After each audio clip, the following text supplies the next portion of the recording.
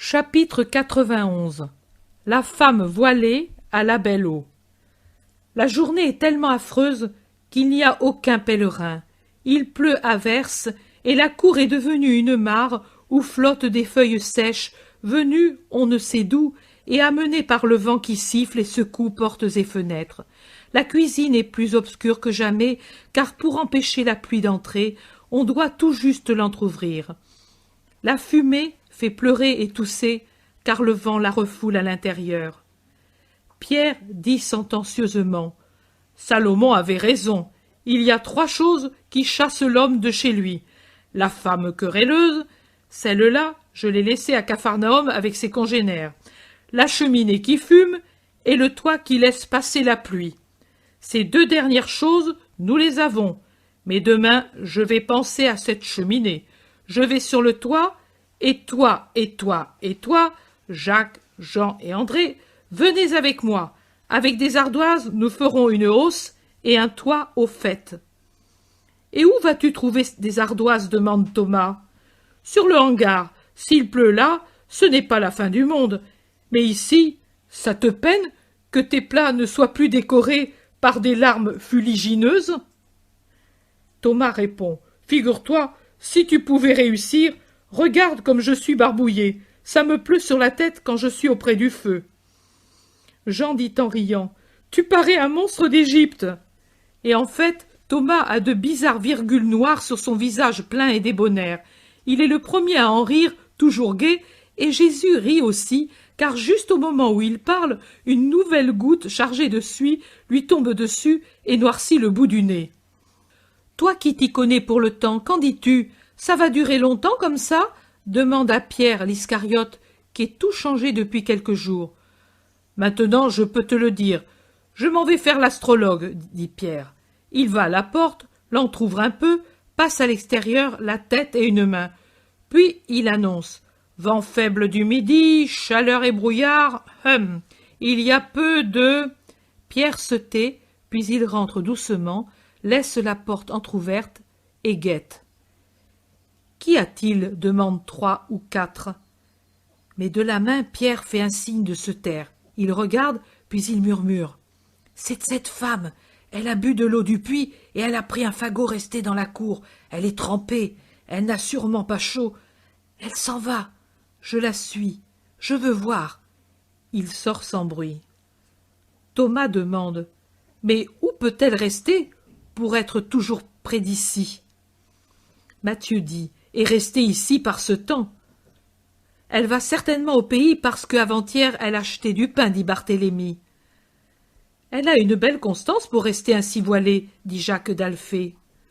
Thomas observe. « Ou un motif sérieux. » Jean demande. « Mais ce sera sûrement celle dont ce juif parlait hier. Ils sont toujours si faux. » Jésus reste toujours silencieux, comme s'il était sourd. Tous le regardent. Ils sont sûrs que lui sait, mais lui est en train de travailler avec un couteau sur un morceau de bois tendre qui, tout doucement, se transforme en une longue fourchette pratique pour sortir les légumes de l'eau bouillante. Quand il l'a achevé, il offre son travail à Thomas, qui s'est donné complètement à son métier de cuisinier. « Tu es vraiment brave, maître, mais nous dis-tu qui est-elle ?»« Une âme. Pour moi, vous êtes tous des âmes, rien d'autre. Hommes, femmes, vieillards, enfants, des âmes, des âmes, des âmes. Âmes candides les bébés, âmes d'azur les enfants, âmes roses les jeunes gens, âmes d'or les justes, âmes de pois les pécheurs, mais des âmes seulement, rien d'autre que des âmes. Et je souris aux âmes candides, car il me semble sourire à des anges, et je me repose dans les fleurs de rose et d'azur des adolescents qui sont bons. Je me réjouis dans les âmes précieuses des justes, et je peine et souffre pour rendre précieuses et lumineuses les âmes des pécheurs. Les visages, les corps, ce n'est rien. C'est par vos âmes que je vous connais et vous reconnais. Thomas demande, et elle, quelle âme est-elle? Une âme moins curieuse que celle de mes amis, car elle ne s'enquiert pas, ne pose pas de questions, va et vient sans parler, sans regarder. Je croyais que c'était une femme de mauvaise vie ou une lépreuse, mais je me suis ravisé, car, maître, si je te dis une chose, tu ne me feras pas de reproche. » L'Iscariote pose la question en allant s'asseoir par terre contre les genoux de Jésus, tout à fait changé, humble, bon, vraiment plus beau, avec cet air modeste que lorsqu'il est le pompeux et orgueilleux Judas. « Je ne te ferai pas de reproche. Parle. Je sais où elle habite. Je l'ai suivie un soir, en faisant semblant de sortir pour prendre de l'eau, car je me suis aperçu qu'elle vient au puits quand il fait sombre. Un matin, j'ai trouvé par terre une épingle à cheveux en argent, exactement sur le bord du puits, et j'ai compris que c'était elle qui l'avait perdue. Eh bien, elle est dans une petite cabane de bois dans le bois. Peut-être ce réduit sert aux paysans. Il est pourtant à moitié pourri. Elle l'a couvert de branches en guise de toit. C'était peut-être pour cela qu'elle emportait le fagot. C'est une tanière. Je ne sais comment elle peut y rester. Elle serait bonne tout au moins pour un gros chien ou un tout petit âne. C'était un soir où il y avait clair de lune, et j'ai bien vu. La cabane est à moitié enfouie dans des ronces, mais vide à l'intérieur et sans porte. Tout cela m'a détrompé, et j'ai compris que ce n'était pas une femme de mauvaise vie. Tu ne devais pas le faire, mais sois sincère. N'as-tu rien fait de plus? Non, maître, j'aurais voulu la voir, parce que c'est depuis Jéricho que je la remarque, et il me semble reconnaître sa démarche si légère quand elle se rend quelque part où elle a affaire.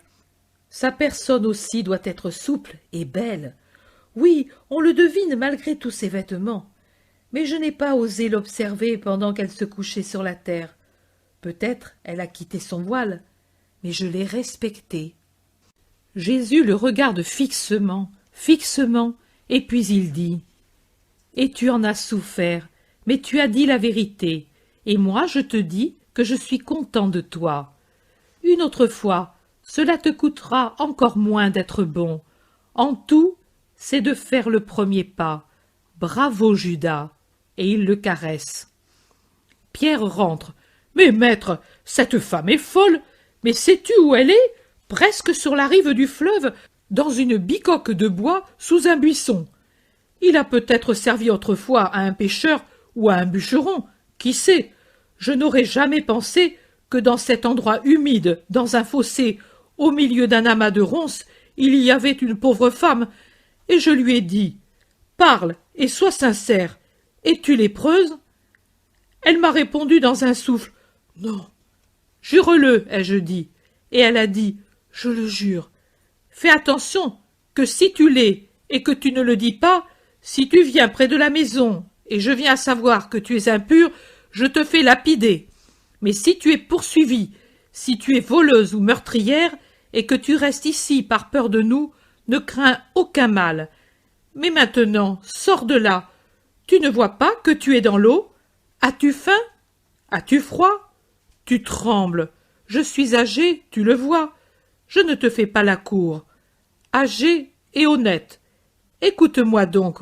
Voilà ce que j'ai dit. Mais elle n'a pas voulu venir. Nous allons la trouver morte, car elle est vraiment dans l'eau. Jésus est pensif. Il regarde les 12 visages qui le regardent aussi. Puis il dit « Que dites-vous qu'on doive faire ?»« Mais maître, décide, toi !»« Non, je veux que ce soit vous qui jugiez. C'est une chose où est en cause aussi votre estime. Et moi, je ne dois pas faire pression sur votre droit de la protéger. » Simon dit « Au nom de la miséricorde, moi je dis qu'on ne peut la laisser là. » Et Barthélemy « Je dirais de la mettre pour aujourd'hui dans la grande pièce. Les pèlerins n'y vont-ils pas?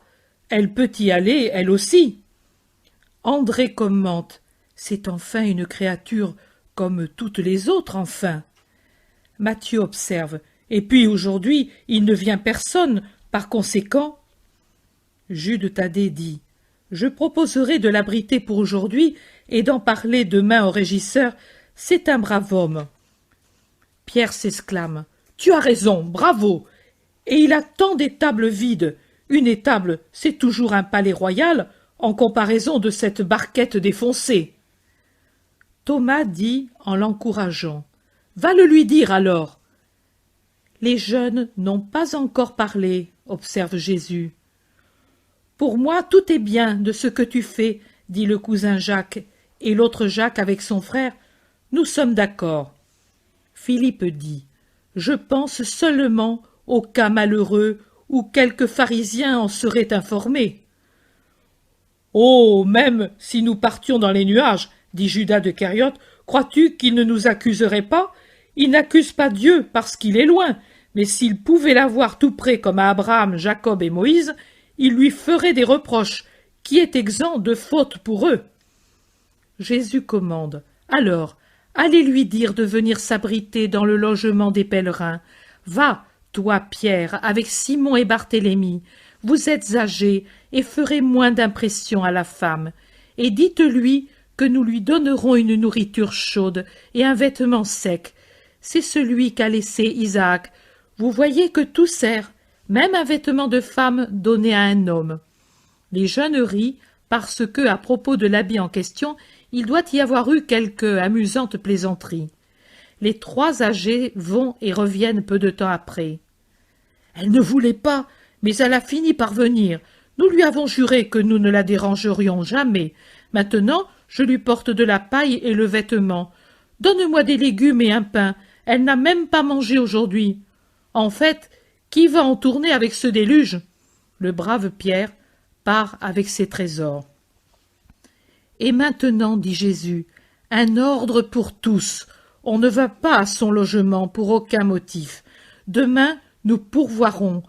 Habituez-vous à faire le bien, pour le bien, sans curiosité, sans désirer à ce propos une distraction et ni pour toute autre raison. Voyez, vous vous plaignez qu'aujourd'hui on ne ferait rien d'utile.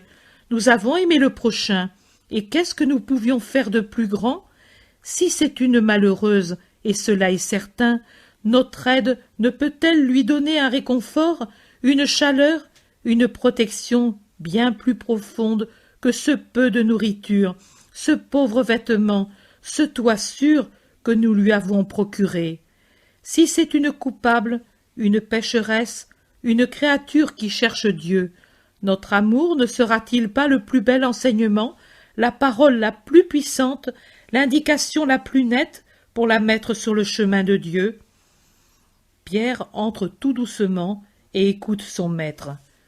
Voyez, amis, il y a beaucoup de maîtres en Israël, et ils parlent, et les âmes restent telles qu'elles sont. Pourquoi? Parce que les âmes entendent les paroles des maîtres, mais ne voient pas les actes. Alors, l'un détruit l'autre, et les âmes restent où elles étaient, si du moins elles ne reviennent pas en arrière.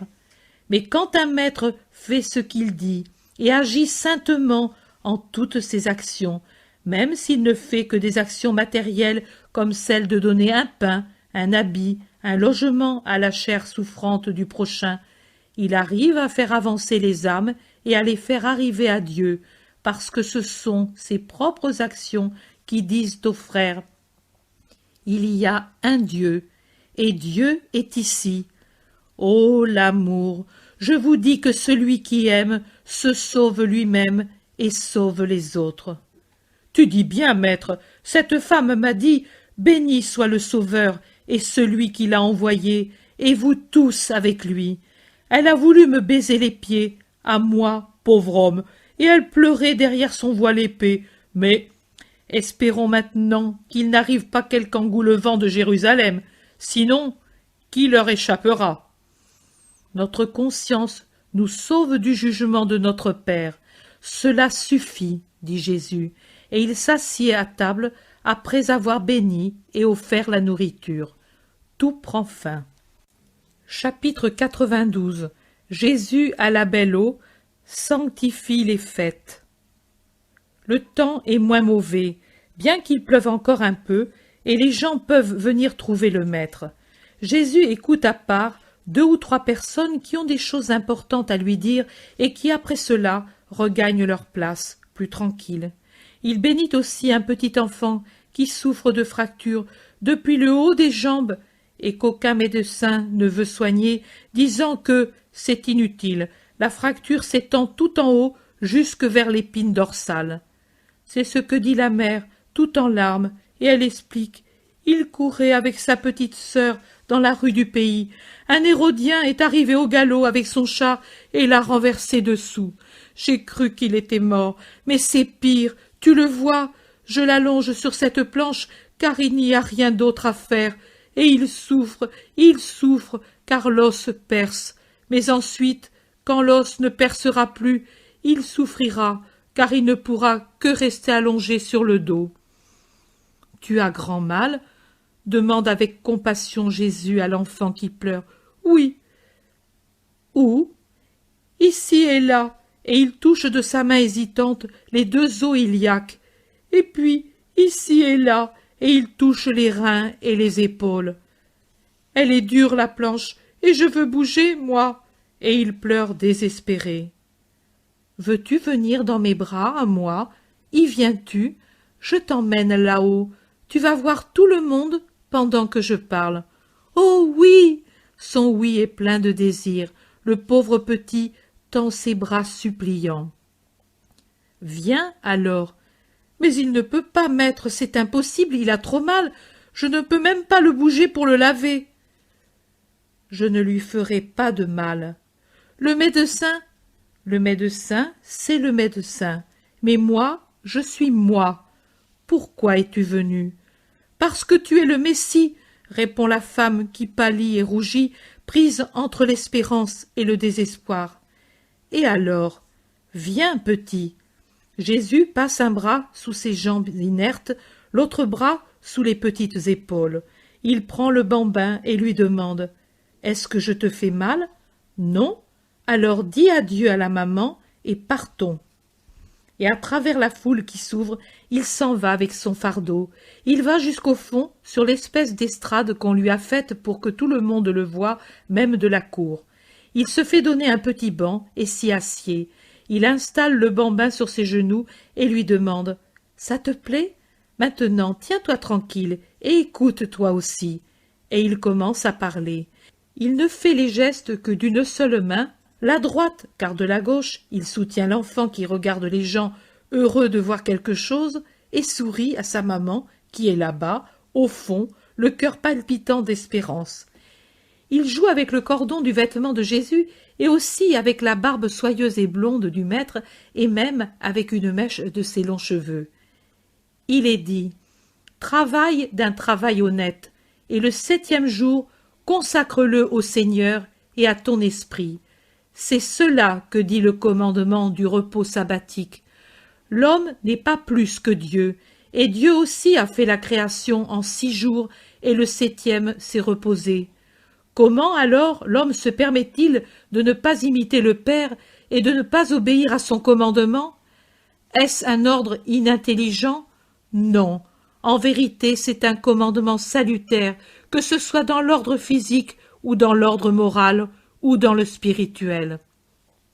Le corps de l'homme, quand il est fatigué, a besoin de repos comme celui de toute créature.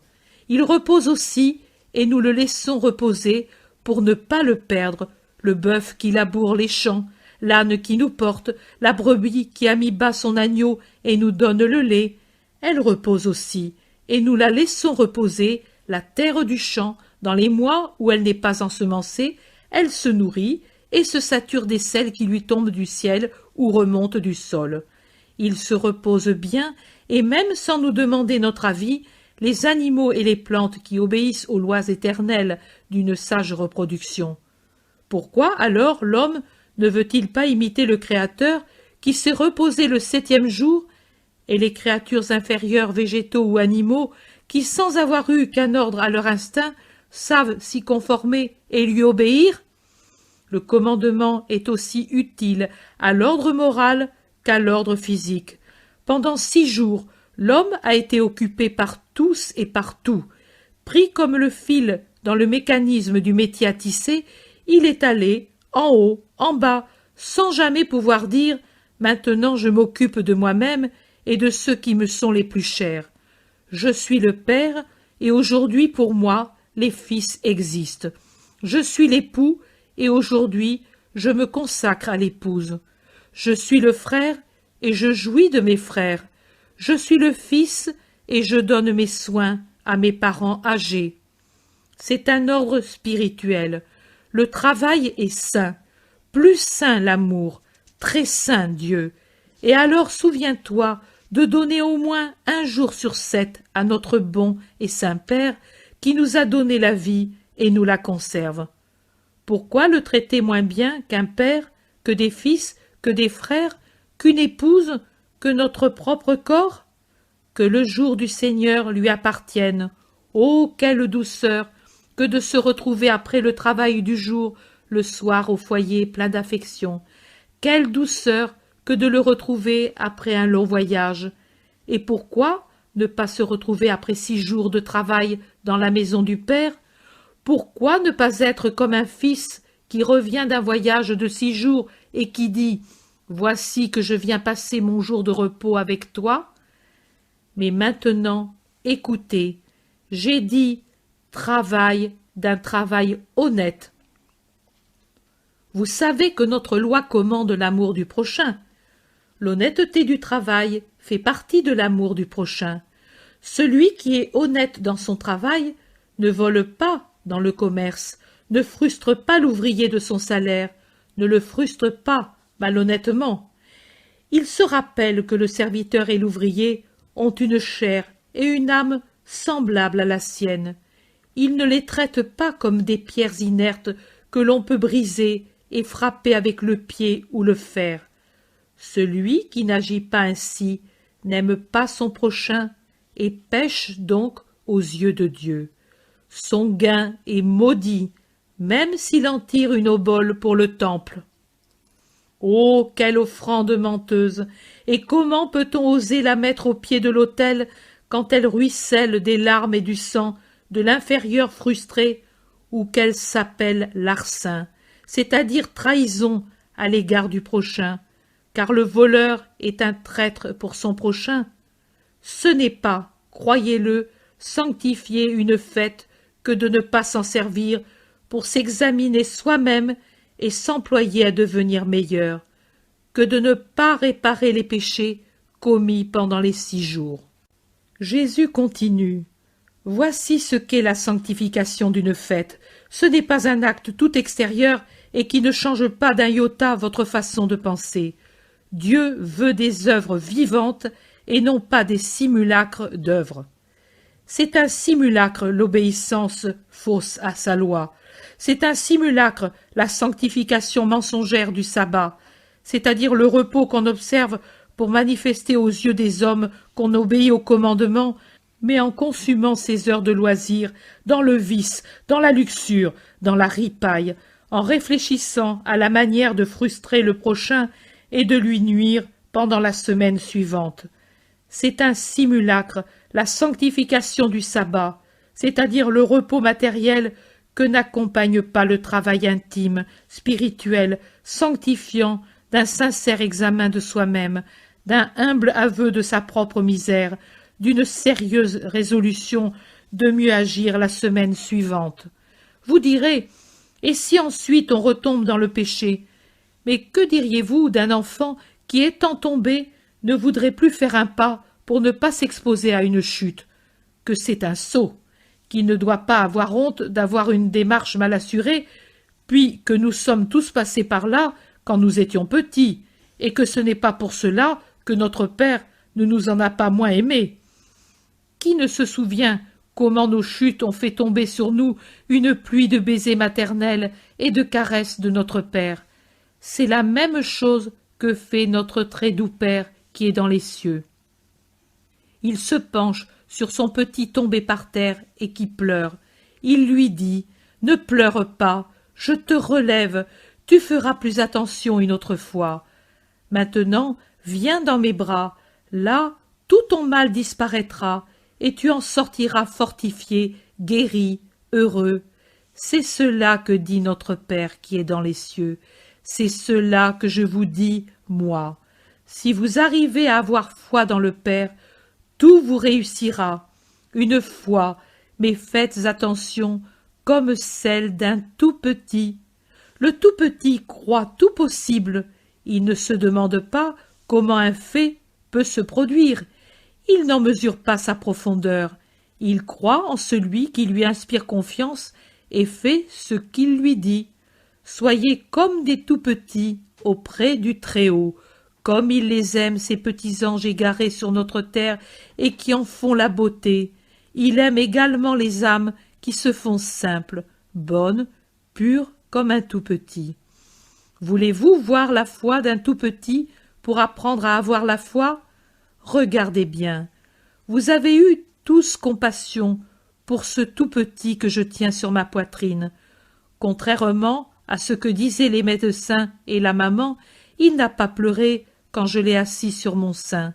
Vous voyez, lui qui depuis longtemps ne faisait que pleurer nuit et jour sans trouver de repos, ici il n'a pas pleuré et s'est endormi tranquille sur mon cœur. Je lui ai demandé « Veux-tu venir dans mes bras ?» et lui a répondu « Oui », sans raisonner sur son misérable état, sur la douleur que probablement il aurait pu ressentir, sur les conséquences d'un déplacement. Sur mon visage, il a vu l'amour, et il a dit « oui ». Et il est venu. Il n'a pas ressenti de douleur. Il s'est réjoui d'être ici, tout en haut, et de voir lui qui était cloué sur cette planche. Il a joui qu'on le place sur la douceur de la chair au lieu que sur la dureté du bois. Il a souri, il a joué, et s'est endormi avec encore une mèche de mes cheveux dans ses petites mains. Maintenant, je vais l'éveiller avec un baiser. Et Jésus dépose un baiser sur les cheveux châtains du bambin, jusqu'à ce qu'il l'éveille en lui souriant. « Comment t'appelles-tu ?»« Jean. »« Écoute, Jean, veux-tu marcher, aller vers ta maman et lui dire « Le Messie te bénit à cause de ta foi ?»« Oui, oui !» Et puis le petit bat de ses petites mains et lui demande « Tu vas me faire marcher sur les prés, plus cette méchante planche si dure, plus de médecins qui font mal ?» Plus, jamais plus. « Ah, comme je t'aime !» Et il jette ses bras au cou de Jésus et le baise, et pour être plus à l'aise pour le baiser, saute à genoux sur les genoux de Jésus, et une grêle de baisers innocents tombe sur le front, les yeux, les joues de Jésus. Dans sa joie, le bambin ne s'est pas même aperçu qu'il pouvait remuer, lui, jusqu'alors brisé. Mais le cri de la mère et ceux de la foule le secouent et le font se retourner avec étonnement. Ses yeux innocents, dans son visage amaigri, se font interrogateurs. Toujours à genoux, le bras droit autour du cou de Jésus, il lui demande confidentiellement, en désignant la foule tumultueuse, sa mère qui au fond l'appelle en unissant son nom à celui de Jésus, « Jean, Jésus, Jean, Jésus !» Pourquoi la foule crie-t-elle, et maman aussi? Qu'est-ce qu'ils ont? Est-ce toi, Jésus? C'est moi. La foule crie parce qu'elle est contente que tu puisses marcher. Adieu, petit Jean. Jésus le baise et le bénit. Va vers ta maman et sois gentil. Le bambin descend tranquillement des genoux de Jésus, puis par terre. Il court vers sa maman, saute à son cou et lui dit « Jésus te bénit. Pourquoi pleures-tu alors ?»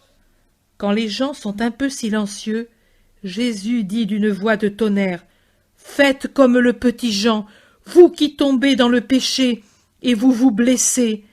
Ayez foi en l'amour de Dieu. La paix soit avec vous. » Et pendant que la foule crie des hosannas et que l'heureuse mère pleure, Jésus, protégé par les siens, quitte la pièce et la vision prend fin. Chapitre 93. Jésus à la belle eau, ne tue pas, mort de Doras. Il est dit « ne tue pas ». Auquel des deux groupes de commandement appartient celui-ci? Au second, dites-vous. En êtes-vous sûr? Je vous demande encore, est-ce un péché qui offense Dieu ou celui qui en est la victime? Vous dites, cette dernière. Êtes-vous sûr aussi de cela? Et je vous demande encore, n'y a-t-il qu'un péché d'homicide? En tuant, ne faites-vous que 7 uniques péchés? Celui-là seul, dites-vous? Personne n'en doute? Dites à haute voix vos réponses, qu'un seul parle pour vous tous. J'attends. Et Jésus se penche pour caresser une bambine qui est venue à côté de lui et qui le regarde extasié, oubliant même de grignoter la pomme que sa mère lui a donnée pour qu'elle se tienne tranquille. Un vieillard imposant se lève et dit « Maître, écoute, je suis un vieux chef de synagogue et ils m'ont dit de parler au nom de tous. Je parle. Il me semble, et il nous semble avoir répondu selon la justice et selon ce qu'on nous a enseigné. J'appuie ma certitude sur le chapitre de la loi relatif à l'homicide et au coup.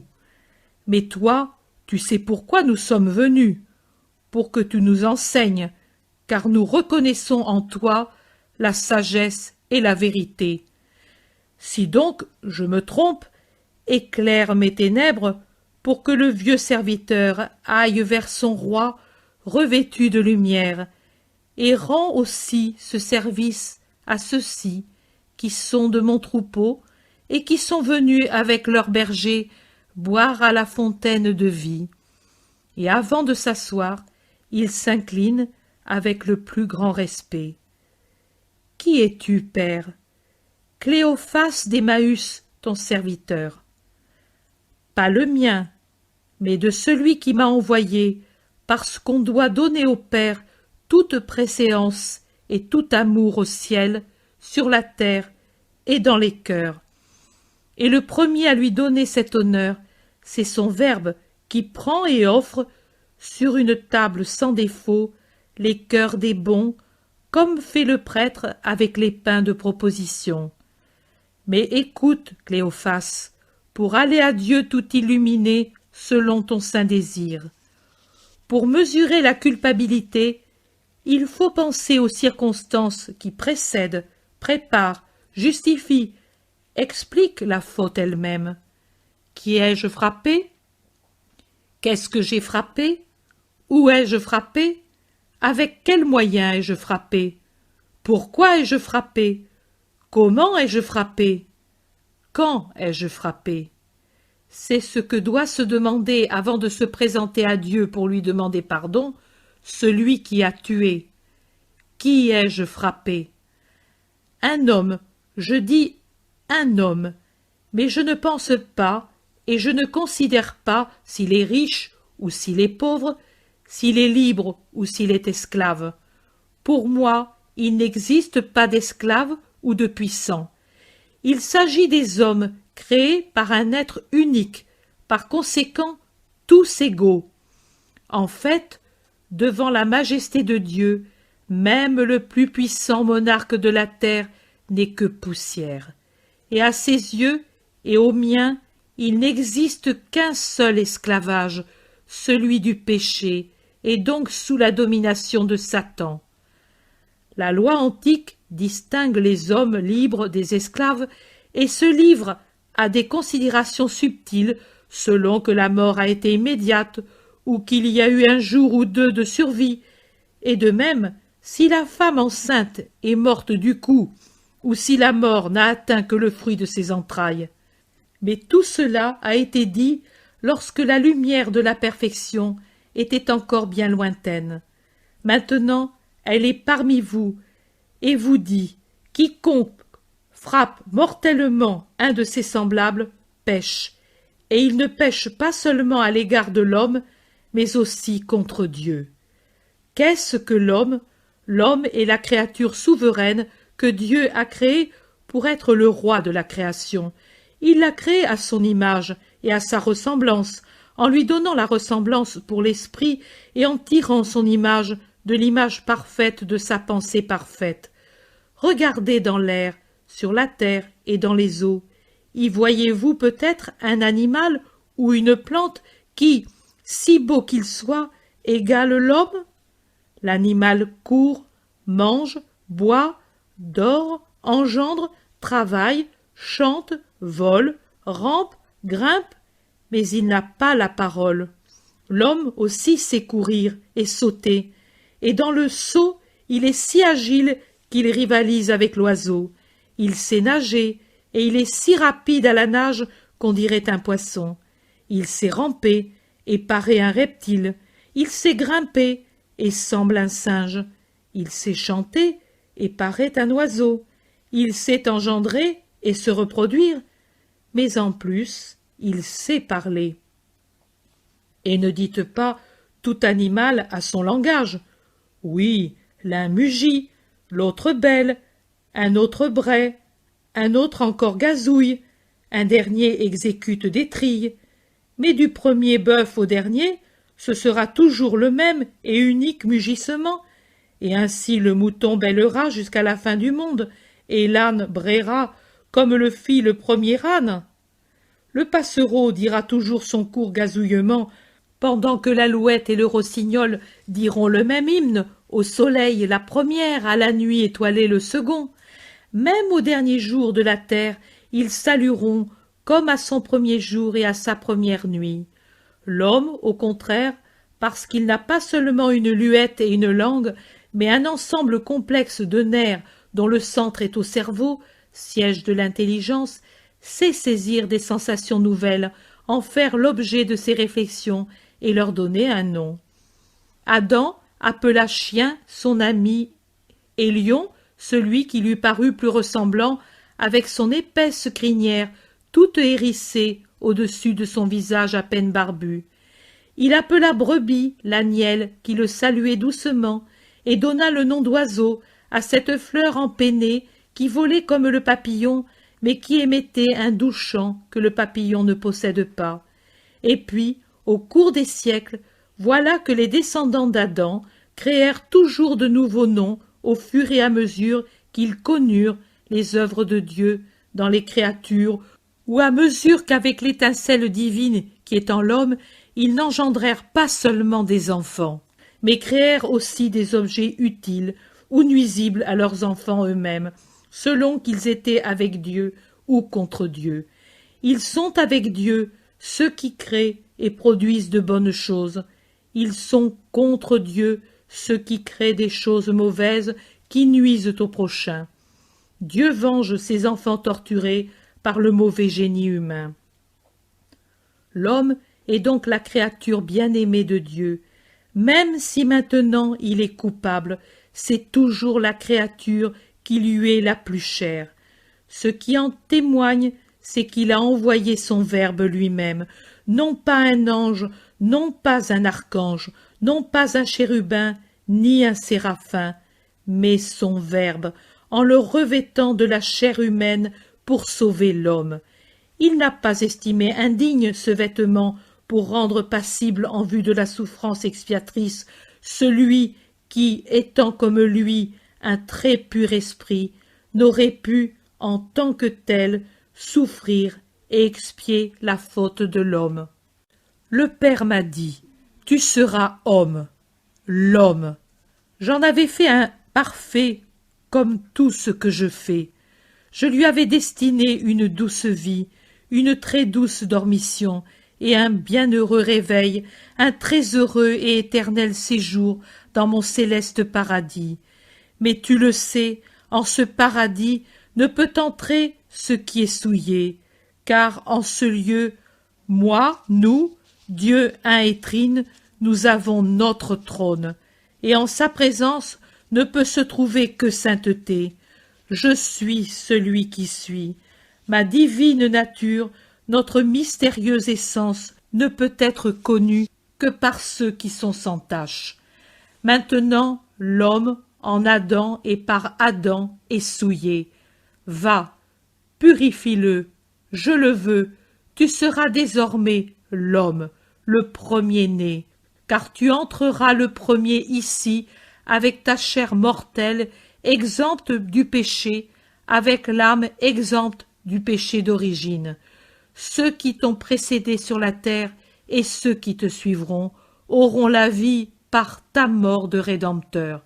Il ne pouvait mourir que quelqu'un qui était né. Moi je suis né et je mourrai. L'homme est la créature privilégiée de Dieu. Maintenant, dites-moi, si un père a plusieurs enfants, mais que l'un d'eux est son privilégié, la pupille de son œil, et qu'on le tue, est-ce que ce père ne souffre pas plus que s'il s'agissait d'un autre de ses enfants? Cela ne devrait pas être, car le père devrait être juste avec tous ses enfants. Mais cela arrive parce que l'homme est imparfait. Dieu peut le faire avec justice, car l'homme est l'unique créature dans la création qui possède en commun avec le Créateur l'âme spirituelle, marque indéniable de la paternité divine. En tuant un fils à son père, n'offense-t-on que le fils? Non, le père aussi, le fils en sa chair, le père en son cœur. Mais c'est aux deux que la blessure est donnée. En tuant un homme, n'offense-t-on que l'homme?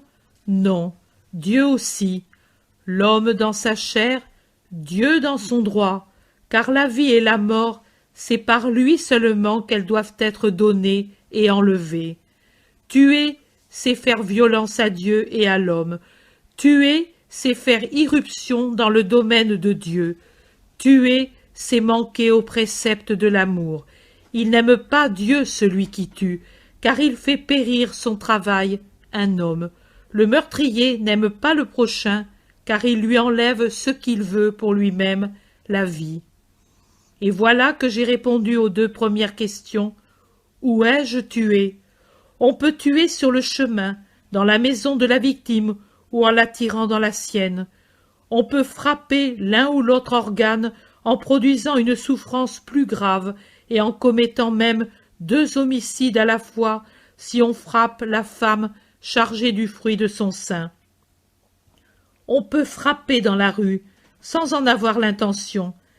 Un animal qui nous échappe peut tuer un passant, mais alors il n'y a pas de préméditation. Mais si quelqu'un se rend armé d'un poignard qu'il dissimule hypocritement sous son habit de lin dans la maison d'un ennemi, et souvent l'ennemi c'est celui qui a le tort d'être meilleur, ou bien s'il l'invite dans sa propre maison avec des marques d'honneur, et puis l'égorge et le jette dans la citerne, alors il y a préméditation, et c'est le crime complet pour la malice, la férocité et la violence. Si avec la mère je tue son fruit, c'est des deux que Dieu me demandera de rendre compte, parce que le ventre qui engendre un nouvel homme, selon le commandement de Dieu, est sacré, et sacrée la petite vie qui mûrit en lui, et à laquelle Dieu a donné une âme. Par quel moyen ai-je frappé? C'est vainement que quelqu'un affirme « Je ne voulais pas frapper » quand il est allé avec une arme véritable. Dans la colère, les mains mêmes deviennent une arme, et aussi la pierre que l'on prend sur la route ou la branche arrachée à un arbre. Mais celui qui froidement examine le poignard ou la hache, et s'ils lui paraissent mal aiguisés, les affile et puis s'en arme de façon qu'on ne les aperçoive pas, mais qu'il puisse facilement les brandir, s'il se rend ainsi chez son rival, il ne peut pas dire « je n'avais pas l'intention de frapper ».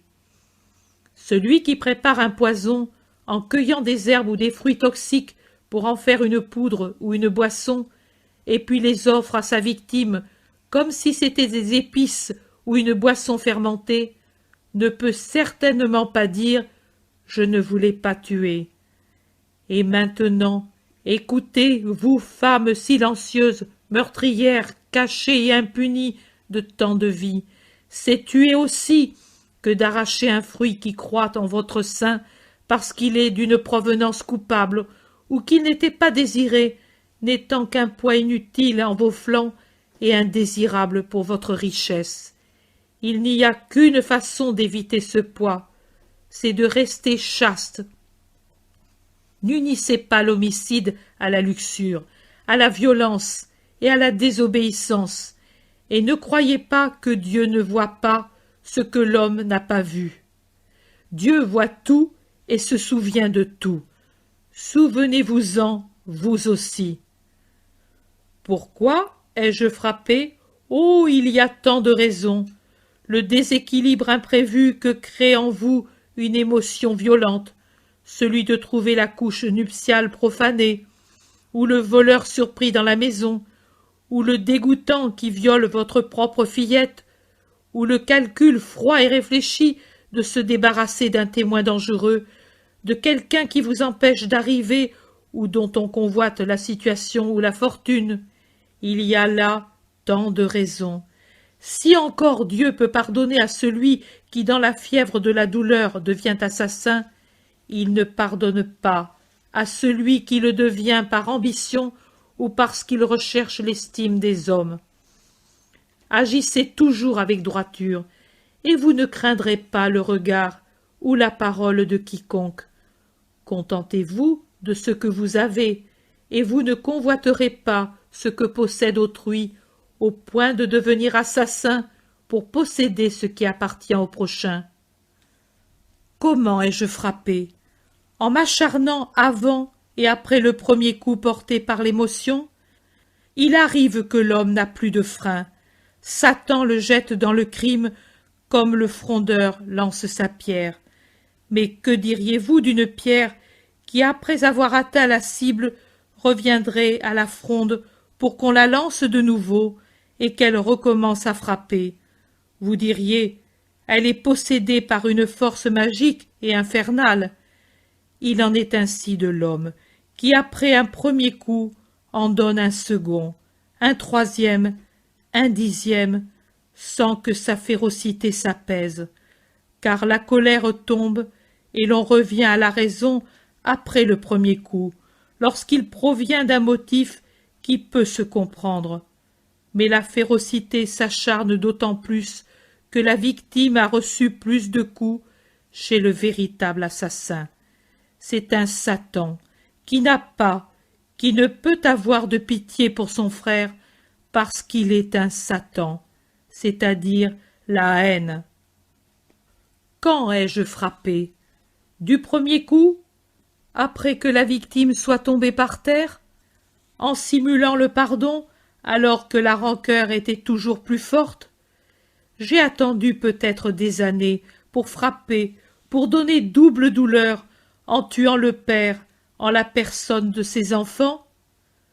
Vous voyez qu'en tuant, on viole le premier et le second groupe des commandements, parce que vous vous arrogez le droit de Dieu et que vous foulez aux pieds le prochain. Donc, péchez contre Dieu et contre le prochain.